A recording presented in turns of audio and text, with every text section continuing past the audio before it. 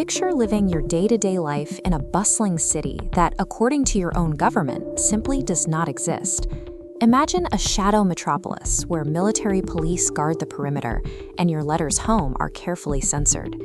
Now picture over 130,000 people working across a network of these hidden cities, fueled by a staggering $2 billion budget. This was the Manhattan Project.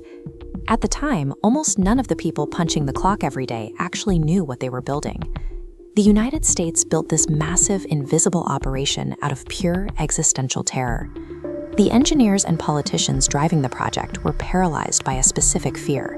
What would happen if Nazi Germany finished the job first? The terror began as a scientific breakthrough. In 1938, chemists in Germany conducted a series of experiments that led physicists like Lise Meitner to a shocking conclusion: a uranium atom had been split. When that nucleus cracked, it released a terrifying amount of energy, a process we now call nuclear fission. To many researchers, this was an exciting lab result, but for the refugee scientists who had recently escaped Europe, it was a nightmare. In the background, Adolf Hitler's armies were already swallowing the continent. If the Nazis harnessed the power of a splitting atom, they would hold a weapon no military on Earth could defeat. One Hungarian physicist, Leo Szilard, knew he had to sound the alarm, but a refugee scientist couldn't easily get the ear of the American government, so he drafted a warning letter and sought out the one physicist whose signature carried absolute global authority, Albert Einstein. President Franklin D. Roosevelt read the warning and recognized the threat. Initially, the government's research footprint was small, but after the devastating attack on Pearl Harbor pulled America into World War II, the military seized control of the operation, instantly injecting it with immense resources.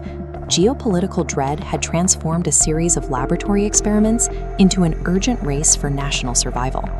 In 1942, the project expanded into a clandestine network stretching across the continental United States. The government built massive industrial centers scattered across the country.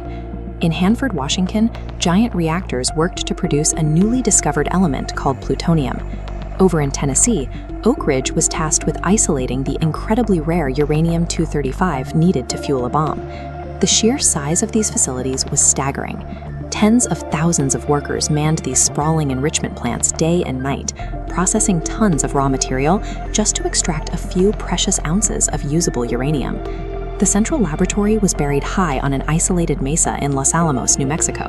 Security was absolute. The families living in these hastily built houses had all their mail heavily censored, and every single resident shared the exact same mailing address, P.O. Box 1663. The government engineered a fully functioning, clandestine society, operating completely outside the bounds of normal American life. To manage an empire of this size, the military brought in General Leslie Groves. Groves was an engineer who demanded absolute compartmentalization and logistical dominance. He didn't care about the poetry of physics. He cared about speed and results. For his scientific director, Groves made an unexpected choice. He appointed J. Robert Oppenheimer, a theoretical physicist with zero experience managing large-scale projects.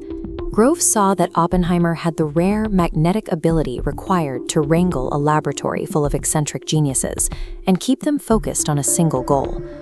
Brilliant minds like Enrico Fermi were trying to build a device that had no existing blueprint. Every calculation pushed into the unknown, and every delay brought the agonizing fear that German scientists were months away from finishing their own bomb first. Under Oppenheimer's guidance, that constant dread became fuel. He managed to channel highly disparate personalities and sheer wartime terror into one singular, devastating objective.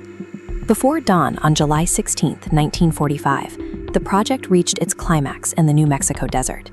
The scientists huddled in bunkers, staring out into the pitch black, facing horrific unknowns. Some worried the plutonium device standing on the steel tower would be a complete dud. A few calculated, however improbably, that the heat might ignite the Earth's atmosphere. At 5:29 a.m., the countdown hit zero. First came a flash brighter than the sun, turning the desert night into high noon.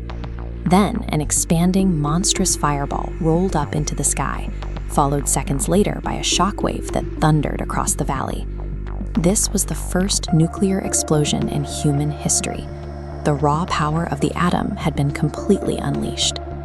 Looking at the rising cloud, Oppenheimer later recalled a line from the Bhagavad Gita: "Now I am become death, the destroyer of worlds."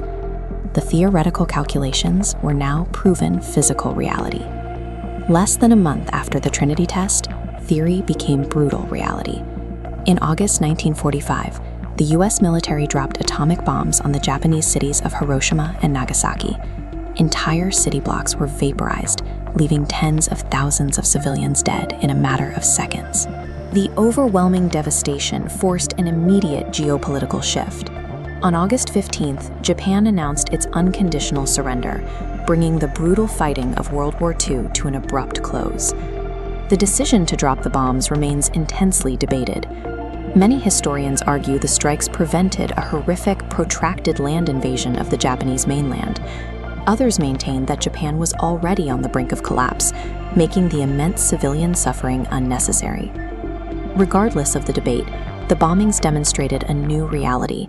Military victory now rested on the threat of total annihilation.